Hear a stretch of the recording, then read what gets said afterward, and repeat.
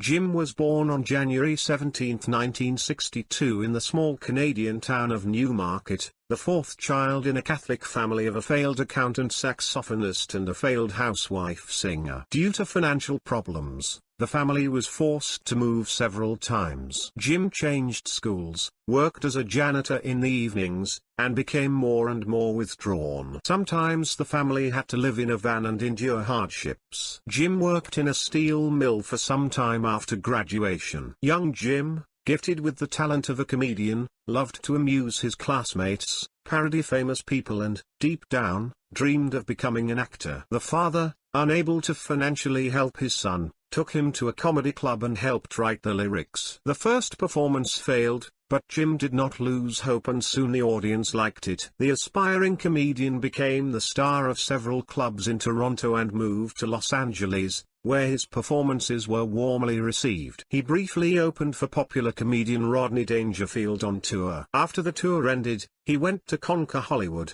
got a job at the Comedy Store Club. In 1982, the young actor appeared on television in a stand-up show, then in the entertainment show Tonight. In 1983, Jim made his film debut in Rubberface. Carrey began to actively act in films All in Good Taste, Copper-S Mountain, Duck Factory, Once Bitten, Peggy Sue Gets Married, Earth Girls Are Easy, The Death List, Cadillac Pink. Every year there were pictures with his participation, bringing fame, but not fame. In 1991, his own television show, Jim Carrey's Unnatural Act, aired, which he dedicated to his recently deceased mother. And finally, a breakthrough occurred in his creative career. In 1994, 3 successful comedies were released at once: Ace Ventura, Pet Detective, The Mask, Dumb and Dumber. The films were big box office successes. Jim came to fame, a Golden Globe nomination and an MTV Movie Award. Although critics still did not appreciate his game. His role in Batman Forever, where he played with amazing partners Val Kilmer, Tommy Lee Jones, Nicole Kidman, and Drew Barrymore, earned him an MTV Movie Award nomination in the Best Screen Villain category. An attempt to move away from the comedic image familiar to the public in the film The Truman Show was successful. Carrey won the Golden Globe for Best Actor in a Drama Role. Another dramatic role in Milos Forman's Man in the Moon in 1999, although not paid off at the box office, brought the actor another Golden Globe. Released in 2000, the comedies Me, Myself and Irene, in tandem with Renee Zellweger, and The Grinch Stole Christmas, with Anthony Hopkins, were a great success. Jim received a new MTV Movie Award and a Golden Globe nomination. A record $484 million was collected by the 2003 comedy Bruce Almighty, amazingly performed by Jim Carrey, Morgan Freeman,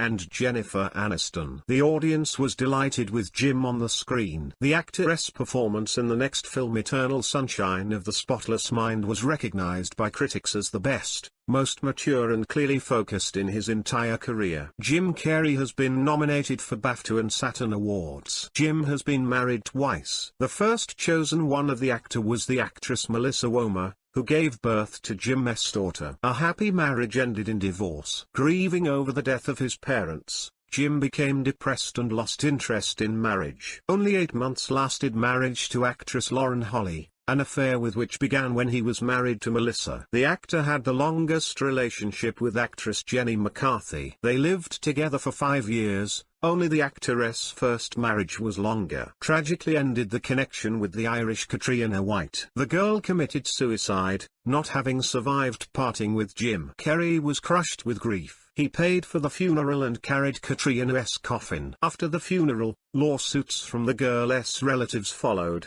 accusing him of driving her to suicide. The actor managed to prove his innocence. Recently, Jim has been dating actress Ginger Gonzaga, with whom he starred in the TV series Just Kidding. Let us hope he finds true happiness. Jim is interested in painting, especially political caricature, loves to ride fast on a motorcycle. He has a star on the Canadian Walk of Fame. He donates large sums to the treatment of sick children. Fans of his talent wait and believe that someday their favorite will return to the cinema and will again do what he does best, make people laugh and make them a little happier.